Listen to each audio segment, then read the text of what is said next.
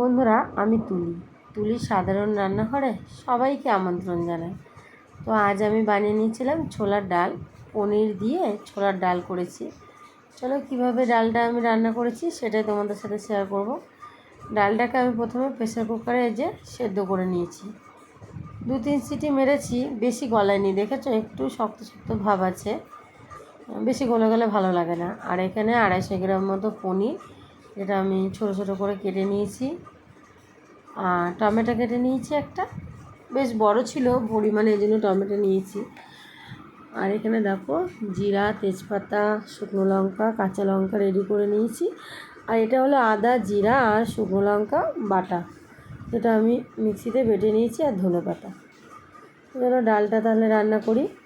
আমার তো ভীষণ প্রিয় এই ছোলার ডালটা, লুচি রুটির সাথে খুব ভালো লাগে, পরোটার সাথে, যার সাথেই খাবে অনেক সুন্দর লাগে।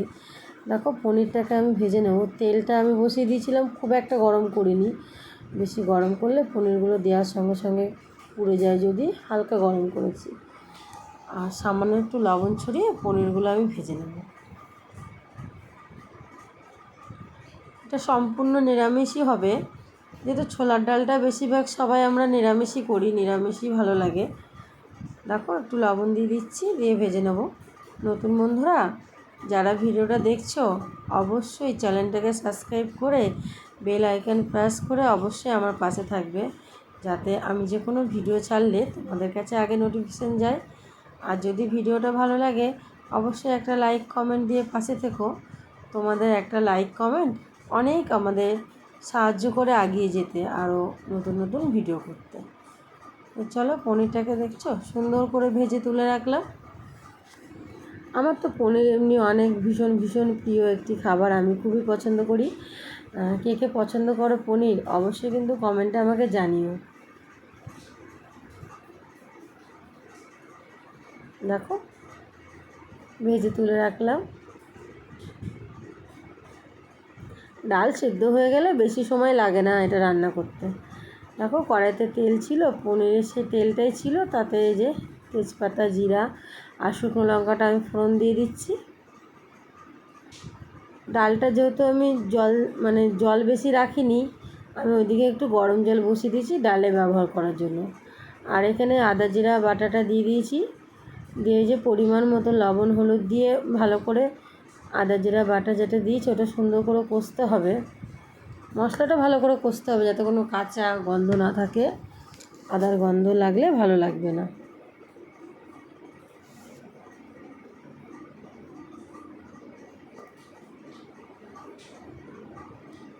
এই যে টমেটোটা দিয়ে দিচ্ছি, যে একটু কষানো হয়ে গেছে, টমেটোটা দিয়ে আমি একটু কষিয়ে নেব।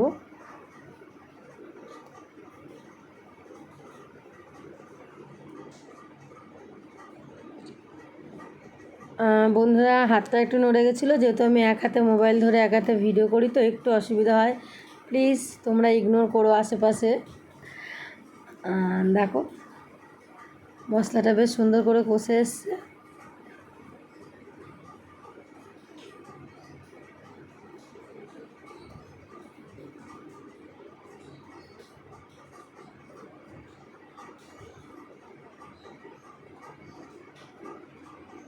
মশলাটা কষানো হয়ে গেলে এই যে সেদ্ধ করে রেখে ডালটা আমি দিয়ে দেবো।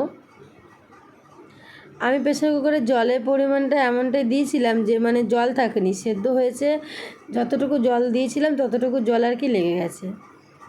এবার ওই ডালটা দিয়ে এবার একটু হালকা করে কষিয়ে নেব, বেশি নাড়াচাড়া না কষালেও হবে, যেহেতু আমার মশলাটা কষানোই হয়ে গেছে। আর ওদিকে তো গরম জল বসিয়ে দিয়েছি, জলটা বেশ ভালো করে ফুটিয়ে নিতে হবে। দেখো এবার আমি ওইদিকে গরম জলটা আমি মিশিয়ে দেবো।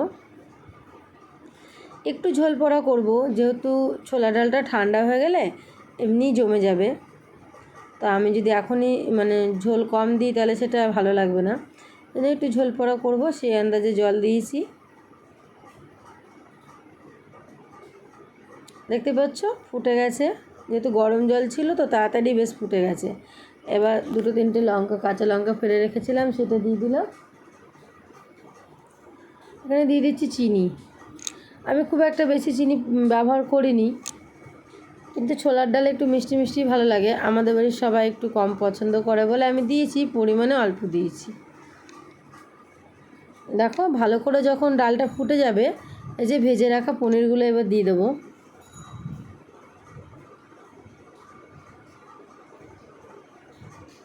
ভেজে রাখা পনিরগুলো দিয়ে বেশ 3-4 মিনিট ভালো করে আমি আবার ফুটিয়ে নেব।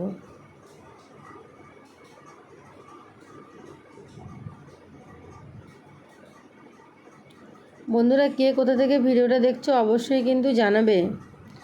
আর আমার যদি কোনো ভুল ত্রুটি হয় সেটা তোমরা অবশ্যই কমেন্টে জানিয়ে দিও, আমি সেটা শুধরে নেওয়ার চেষ্টা করব। মানুষ বলতেই ভুল হয় বন্ধুরা।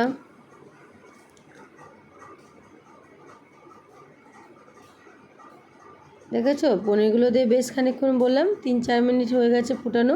এবার নামানোর আগে ধনেপাতাগুলো কেটে রেডি রেখেছিলাম, ধনেপাতা দিয়ে নামিয়ে দেবো। খুবই সুন্দর একটি ছোলা ডালের রেসিপি। অবশ্যই অবশ্যই তোমরা বাড়িতে এটা ট্রাই করবে। আর কে কে এইভাবে করো সেটা অবশ্যই আমাকে জানাবে। দেখো ধনেপাতা দিয়ে তারপরে আমি নামিয়ে নিয়েছি। এখন আমি ওটা কড়াইতেই রেখেছি, দেখতে পাচ্ছ। বললাম না একটু ঝোল পড়া করব, ঠান্ডা হলে এতটা ঝোল থাকবে না, জমে যাবে। যদি ভিডিওটা ভালো লাগে অবশ্যই